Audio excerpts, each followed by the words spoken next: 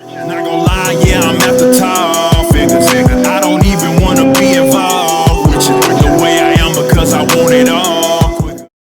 Welcome to 3 Count Commentaries. Today we're going to be talking about NXT January 31st, 2023, the go home show for Vengeance Day.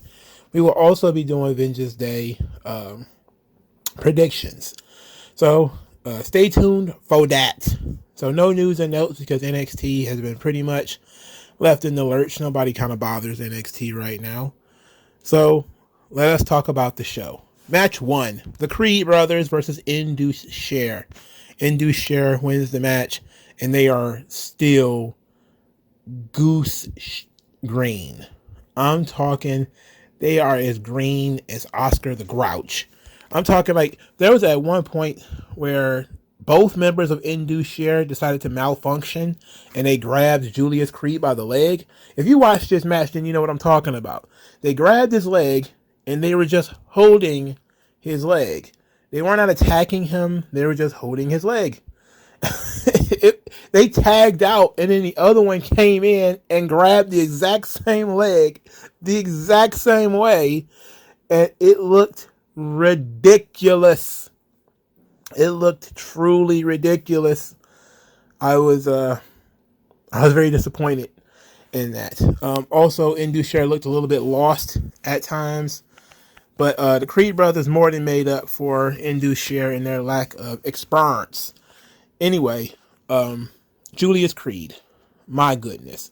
So, Sanga was, I don't know what he was doing. I don't know what was going on. But Julius Creed was dangerously close to dropping Sanga on his head. Sanga just dangled upside down for seemingly, 10 or 15 seconds.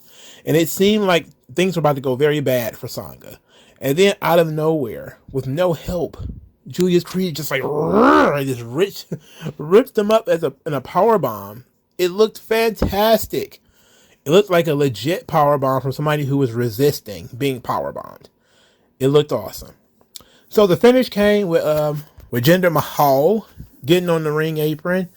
Ivy Nile then crawled up on the ring apron to distract. They both distracted what was going on in the ring.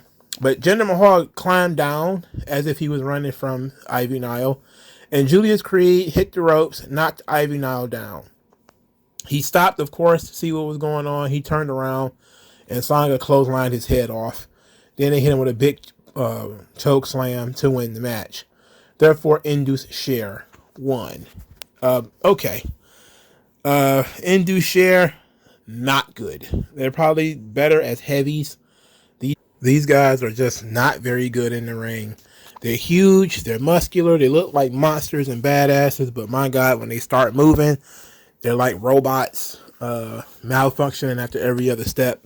I don't get it, but I want to like them, but for Christ's sake, there's just not much to get into in terms of Induce Share.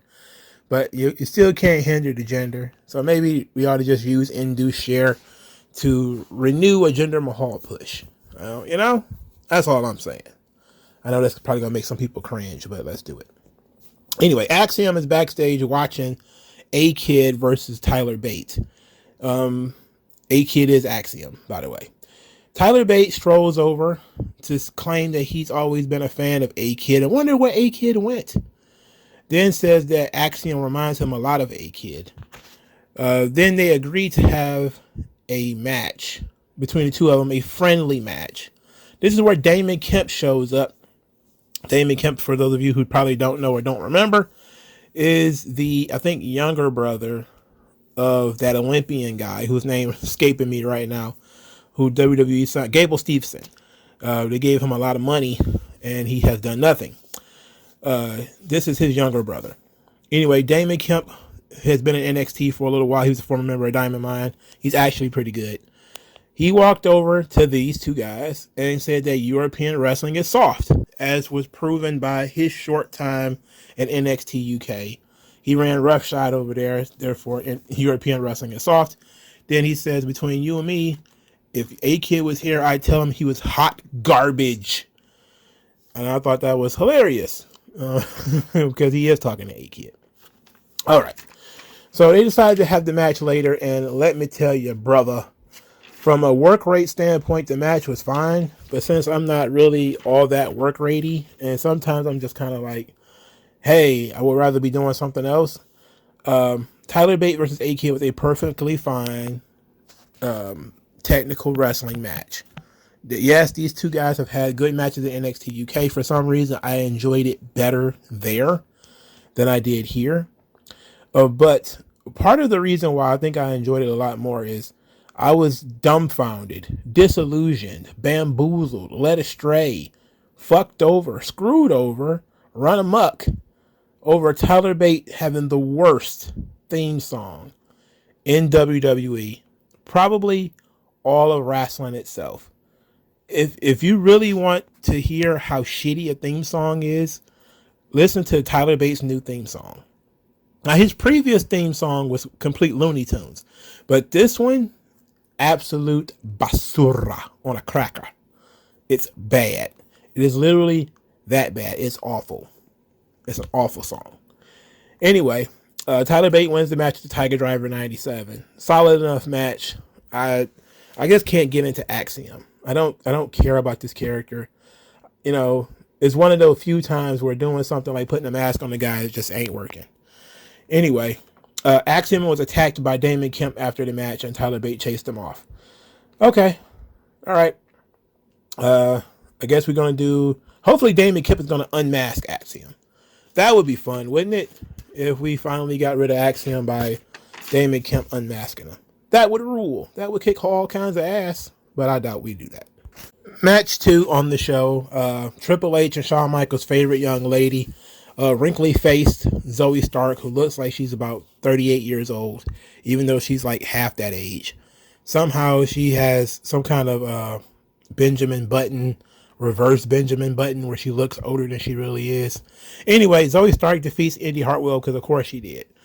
This match was based off of a backstage promo in which Indy Hartwell accused Zoe Stark of attacking Nikita Lyons and causing her torn meniscus and torn ACL. Zoe Stark then made fun of Indy Hartwell for getting eliminated very quickly in the Royal Rumble while Zoe Stark was in the match for 30 minutes. So Ruka reminded Zoe Stark that she actually lost to Indy Hartwell in the only singles match they had ever had against each other, which led to Zoe Stark challenging Indy Hartwell to a match and then telling Sol Ruka to mind her business. Stay out of people's business, especially grown folks, especially mama's family business that she got going on over here. You should not be in Zoe Stark's business at all. But this is a whole ordeal. This is a whole thing. Zoe Stark wins, of course. She continues to pummel Indy Hartwell after the match, which led to Sol Ruka sliding out to make the save. So we going with Sol Ruka versus Zoe Stark in the future. I'm okay with that. This is actually quite good. Not angry about this at all. So I complained, what was this, probably 2 or 3 weeks ago, that Sol Ruka should have gone viral, hadn't got anything for it, but it seems like now they've smartened up and decided, oh, you know, people kind of like this girl, and she keeps getting various highlight reels every time she gets into the match, and, you know, it works out. Also, and it was brought to my attention, and I'm going to bring it to everybody else's attention too, Sol Ruka's daddy is black. Her literal birth daddy is black. Sol Ruka is a black queen. An ebony princess, if you will. Unreal. I looked at her. I didn't see a speck of Negro in there anywhere. But apparently she's at least 50% of it. Crazy. Let me tell you, I saw a picture of her daddy. If that man ain't black, he is the most tanned guy since 1986 Randy Savage. I'm telling you, if he is not black, he's got me fooled. All right? That man is black. He's black with dreadlocks. So, hey, Sol Ruka, put it on the cover of Jet Magazine. You feel me? Put it on the cover of Jet Magazine. She's a beauty queen. All right, moving on. Since we're talking about Nikita Lyons at this point, they're going to do this whole whodunit thing with Nikita Lyons, where they did a breakdown of the video where Nikita Lyons was laid out in ye old NXT parking lot. I mean, hell on earth, aka the NXT parking lot, where either you don't park the car parks you. Where if you don't be careful, the car will park on top of you, or a portal to another dimension will open at some point, and monsters and shit are gonna slide out of it. In any event, speaking of monsters and shit, the video breakdown of who done it, who attacked Nikita Lyons, showed that Elektra Lopez and Lola Vice were hanging out around there somewhere. Tiffany Stratton was back there, an unknown woman who was behind the wheel of a car.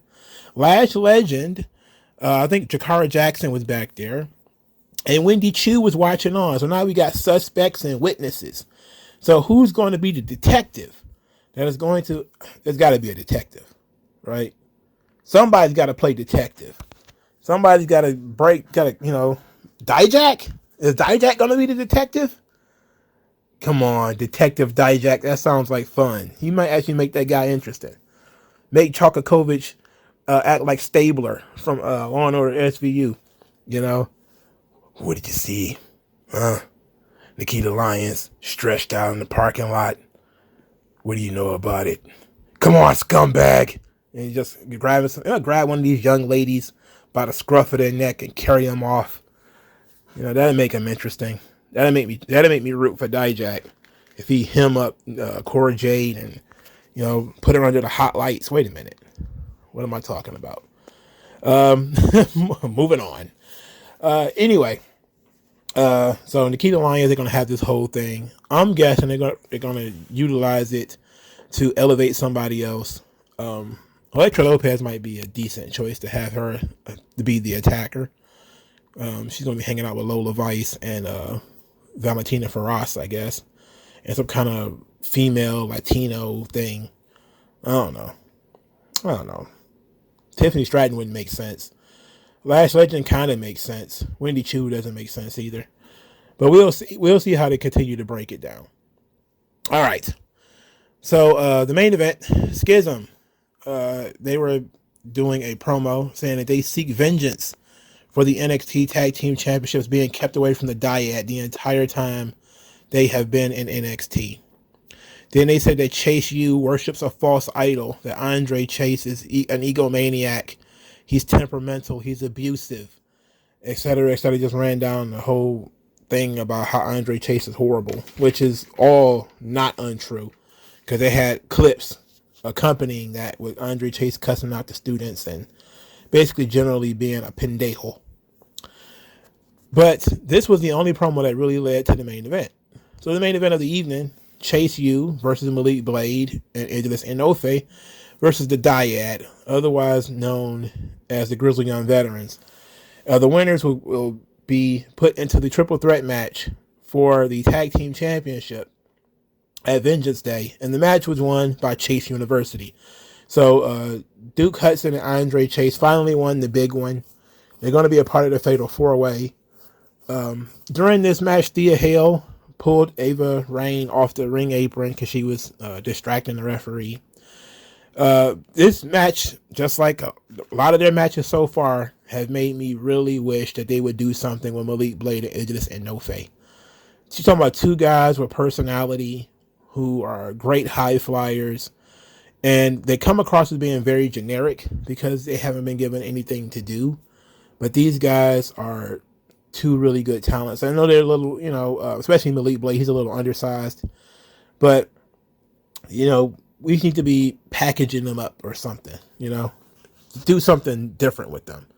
I'm really looking forward to something going on with them. The Dyad losing, it's the Grizzly Young Veterans. They always lose. Chase University being given a shot. It's a testament to how over Chase University is, though. As much as, I talk shit about them to a degree, how much I hate Andre Chase. That's just general hatred from when he was Harlem Bravado and Evolve. I cannot stand that guy. But I can't deny the evidence of my own eyeballs. These guys are over. So utilizing them in this platform was the right decision to make. All right. Apollo Crews went to Charlotte early to feel the energy of the city. And he started having visions of how he could defeat Carmelo Hayes, and it was weird because it was his best is better than Carmelo's best, and if Trick Williams gets involved, and there was some kind of mysterious thing like he's gonna get eaten by alligators or something like that. But he says that Trick and Melo think he's the past.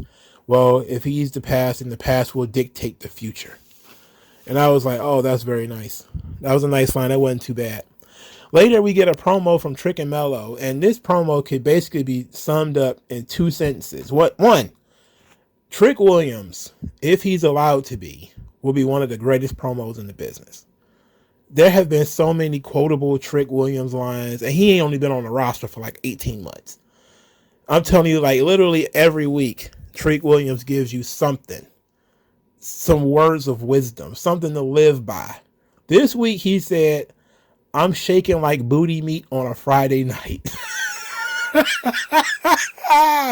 Please believe I am going to be using that, because this was this was to tell everybody how he's afraid of what might happen if he shows up at Vengeance Day, because he said Miss Cleo, aka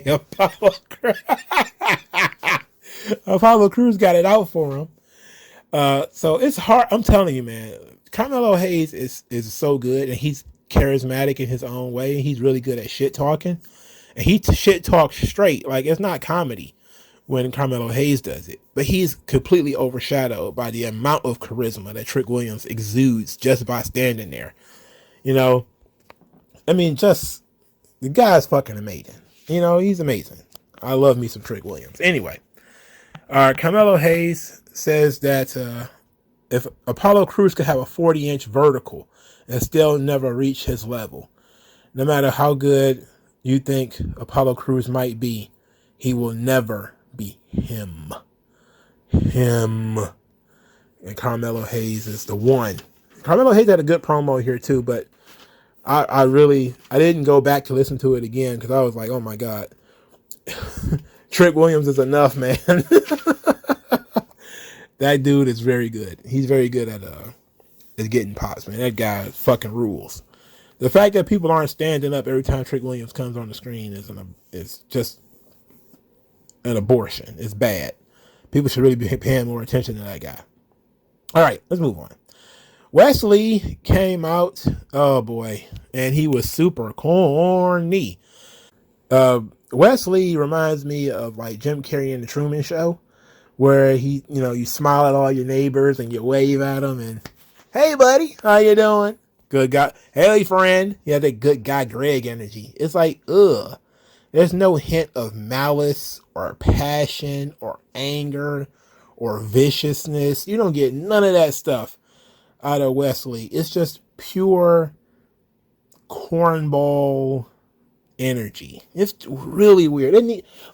Every wrestler needs to have malicious intent. There needs to be an element of malice to what you're doing. That's the problem with Wendy Chu. There's no believability in that, because nobody believes in you when you get angry. You know, if you get mad and you look like a 5-year-old, you know, people are going to think you're adorable. If you get angry and you still look like a dork, people are not going to take you seriously. Wesley has yet to be in a situation where he's, you know, angry and people are believing in that he's very angry. So when he cuts these promos, it's almost always crafted in a way where he's the underdog. So he's cut these underdog promos. So in this one, he was talking about this is going to be his biggest challenge, putting his opponent over, saying it's going to be tough, putting his opponent over, saying he might even take an ass whooping, putting his opponent over. But, you know, the cardiac kid doesn't give up. So he put his opponent over 3 times before he, you know, mentioned himself once, which you would think is, you know, promo 101, you put your opponent over. But that's like 90% of Wesley's promo is him putting his opponent over, you know. Then Dijak comes out there, says that he should soak in his last days as the North American champion. Then Wesley says that you're going to have to pry this title from my cold dead hands. It says that he's not just fighting him, he's fighting everybody on the West Side. So that's what he's calling his fan base now. He's calling them the West Side. The West Side. Oh God. Anyway. Dijak called himself the biggest, baddest guy in NXT. This led to Von Wagner coming out. Von Wagner says he's the biggest, baddest guy in NXT. And then Wesley instigates a match between the two of them. And this leads to the match Dijak versus Von Wagner to see who the biggest, baddest guy in NXT. And of course, if Von Wagner wins, they will add him to the championship match at Vengeance Day. Well, we don't have to worry about that because Dijak wins. And this match was a big fat yikes for me. I'm just talking a big old fat yikes. You know, how do you punish me by putting two people I don't care about in a match of significant length on television? This match was at least 7 or 8 minutes. Jesus. You can't help me. Help me, please. The only cool thing that happened in this match was Von Wagner did like a butterfly suplex off the top rope onto Dijak. He didn't win with that because he didn't win, but you know, it was a nice attempt anyway. It was a nice attempt at being entertaining. Later in the show, this was actually pretty interesting. Robert Stone is standing there while Von Wagner throws an absolute tantrum. So Robert Stone says, look, I've been managing you for a year, for over a year, and I don't know anything about you. If I want to take you to the next level, you got to let me know some stuff about you. You got to help me help you. Help me help you. So they're doing Jerry Maguire now. I would have preferred it if Von Wagner would have killed Robert Stone and then somebody else did this, trying to dig into the personality and personal profile of Von Wagner. I would have liked that. Besides, I think it's cool that they're finally going to try to do something with this guy to make him interesting. They got a long road to hoe, but nice try. Keep going. Let's see where it ends up. Von Wagner sucks. Dijak sucks. It's all just not good. Bad, not good. Moving on. Tony D and Stacks, they got a thing to take care of. We don't know what that thing is because they're Italians and they don't ever actually say what they mean. So it's just kind of like, hey, you handle that thing? You took care of that one thing? Yeah, I took care of that one thing. But, there's that other thing over there. I got to take care of that thing too. Oh, you going to take care of that thing? Yeah, I got to take care of that. I already got that thing taken care of. How about this thing over here? Yeah, I got that thing. I'll take care of that thing. It's like, come on. What the fuck are you talking about? Talking about nothing. All right, so there was a vignette for Brian Breaker and Grayson Waller. Interesting thing about this, Grayson Waller says that Brian Breaker is perfect. He's strong, athletic, fast, and boring.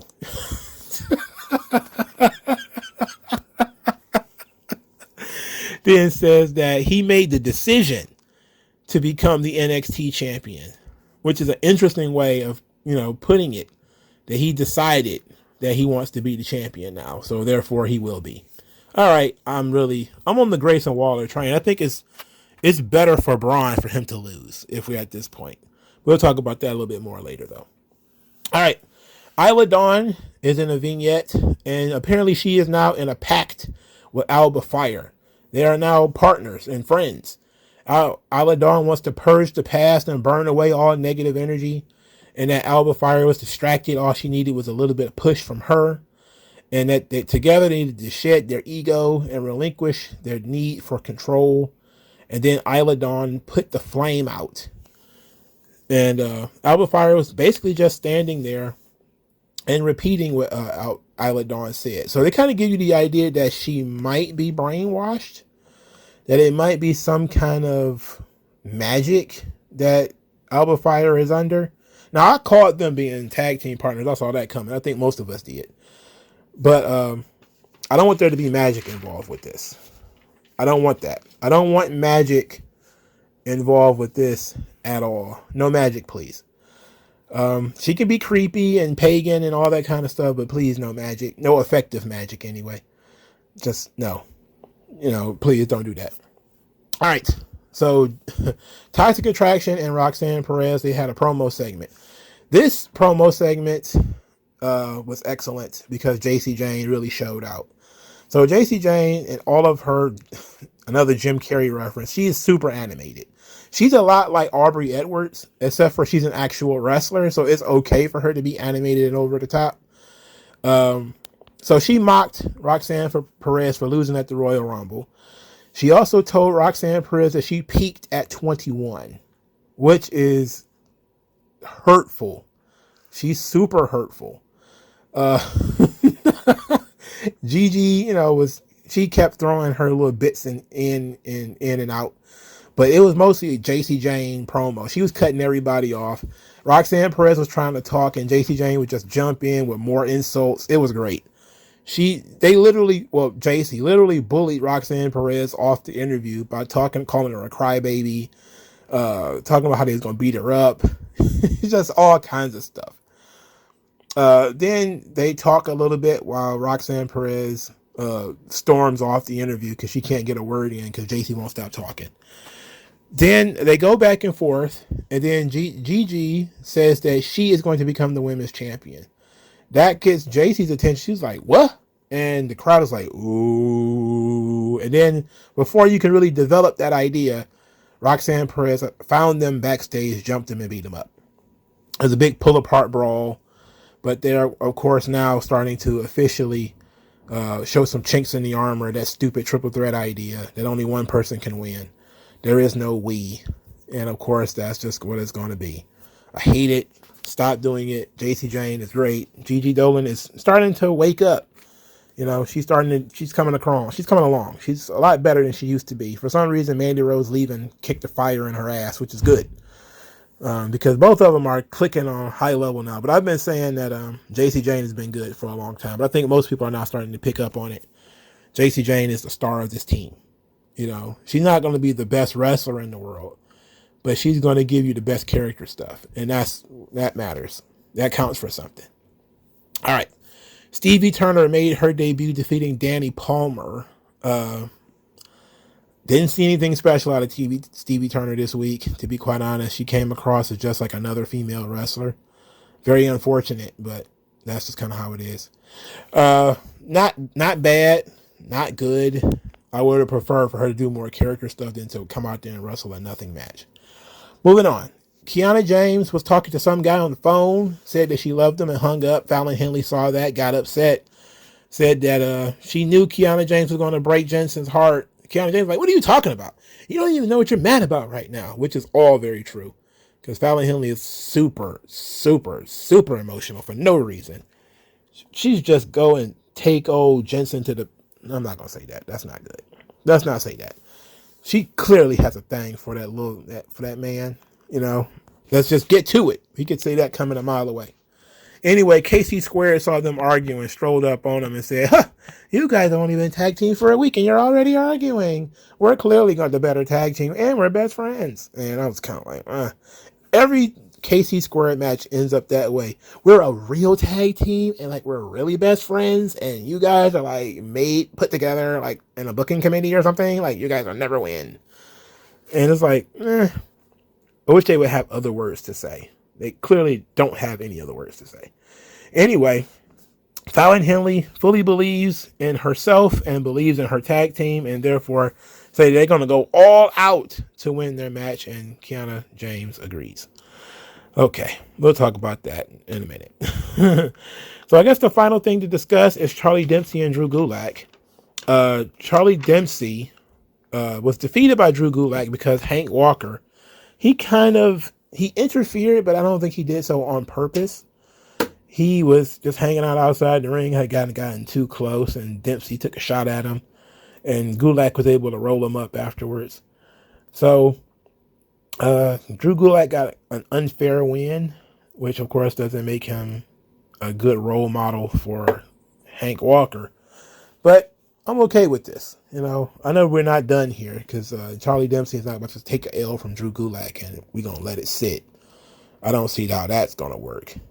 That sucks if that was to be the case. But it's not. Charlie Dempsey is really good. Drew Gulag is a good in-ring technician. He also has a personality. They don't really use it that much. I think if they did, he'd come across a lot like Andre Chase. But, you know, I'll never forget safe and sound on the ground, anti-high flying Drew Gulag. That's when he was at his best. He should have been everywhere with that. He should have been in the Royal Rumble with that. He should have been on TV every week with that. But they kept it on 205 Live. And when people love 205 Live, you know, before they killed that too. All right, so let's now get into the predictions for Vengeance Day. Vengeance Day. Let's get into some predictions, shall we? As usual, these are going to be forward-looking. Okay. Katana Chance and Kaden Carter versus Fallon Henley and Kiana James. Tag Team Championship match. Or Women's Tag Team Championship match. Which needs to be said. I don't think anybody is going to care about who wins this match. I think they just needed to squeeze another women's match on this show. I don't see any good reason for Fallon Henley or Kiana James to win. I don't see any good reason for them to win. But that doesn't mean that they won't. KC Squared doesn't seem to be going anywhere fast. You know, again, like I said, all of their promos are essentially the same. At least Fallon Henley and Kiana James have an angle of, you know, them not really liking each other. And maybe they start to gel over time. Maybe the tag team titles is the glue that forces them to, you know, finally get their heads out of their asses and really be partners. Or maybe not. Who knows? But I would push and just say I don't care who wins. But I'm going to go on record and saying Katana Chance and Kaden Carter will win. Okay. Does that make you feel better? All right. Men's Tag Team Championship.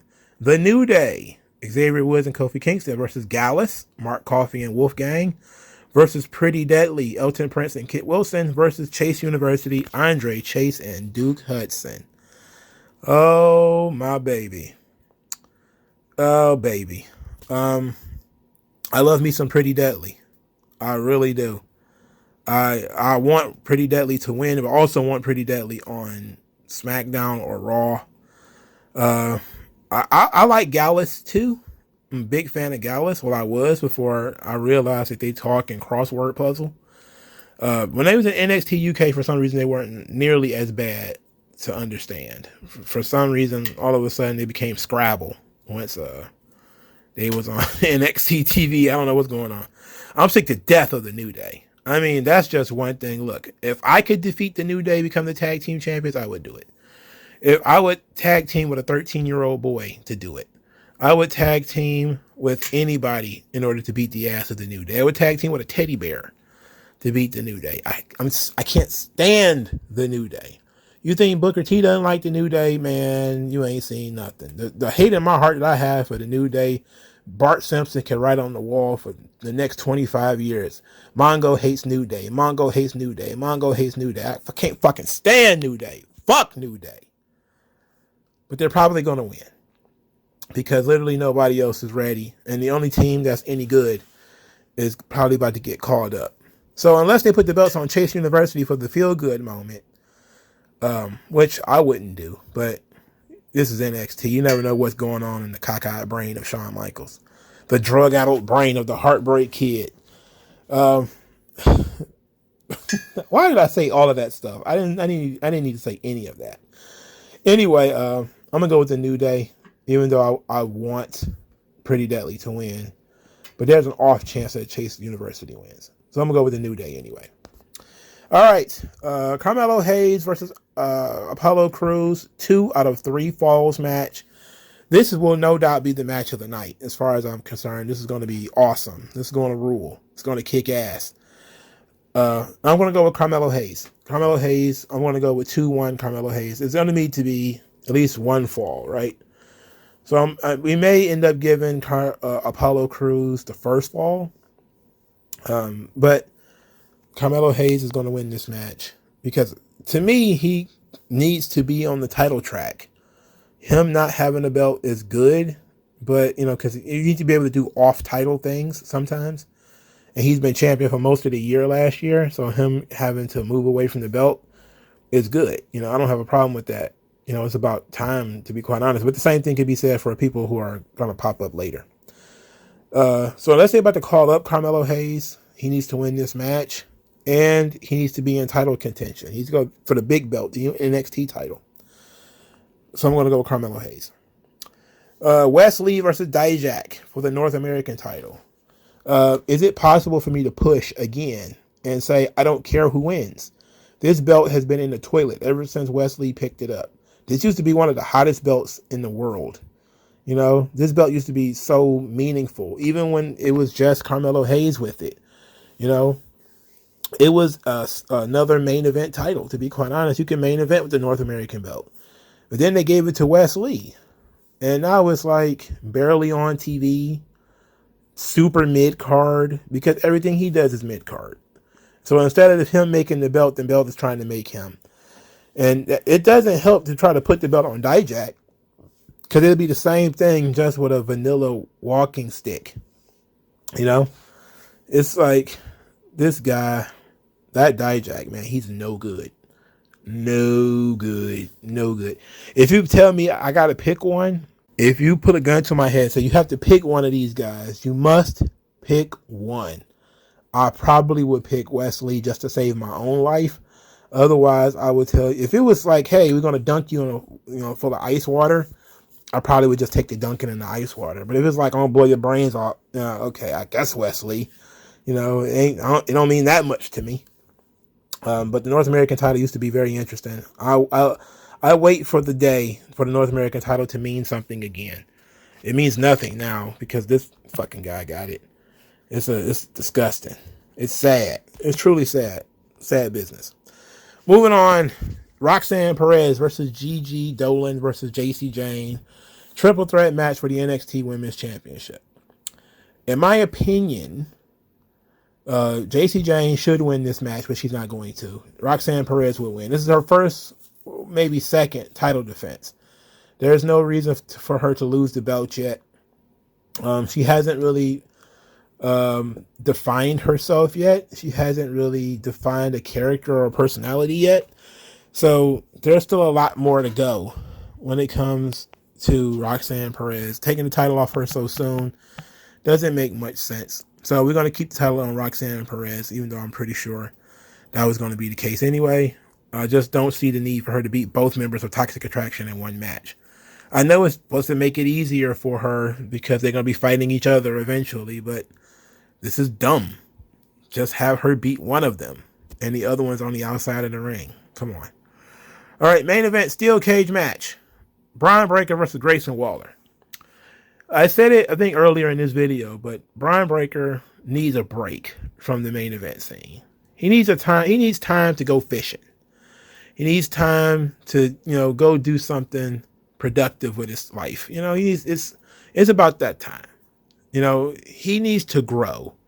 And I think at this point of his career, growth can only really come from not being in the title picture. That's the only way that he can truly grow, is if he is out of this title scene. So he's got to lose. It's Grayson Waller's time. He's the guy. Let's go ahead with it. Now, there's a lot of guys who could have been the guy. Tony D'Angelo could have been the guy. Carmelo Hayes could have been the guy. They're deciding to go with Grayson Waller. I'm not mad at that. I like that. So Grayson Waller should be the NXT champion. And I'm cool with this. He's a little bit older. He's a lot older. He's like 7 years older than Brian. So it's about, he doesn't have a lot of time left before they, want to yank him up to the main roster too. So let's get the Grayson Waller experience. Let's get the effect. And there should be somebody they building right now to take the title from him. Who that would be, no idea. Maybe it will be Carmelo Hayes. But I can tell you this. Brian Breaker gains more by losing this match than he would if he won it. All right. So my choices, for those of you who are paying attention, is going to be Kaden Carter and Katana Chance over Fallon Henley and Kiana James. Carmelo Hayes over Apollo Crews. The New Day over Gallus, Pretty Deadly, and Chase University. Wesley defeating Dijak. Grayson Waller defeating Braun Breaker, and Roxanne Perez winning the triple threat match for the women's title. Let me know what you guys think. Like, share, subscribe. I'll talk to you guys later, man. Peace out.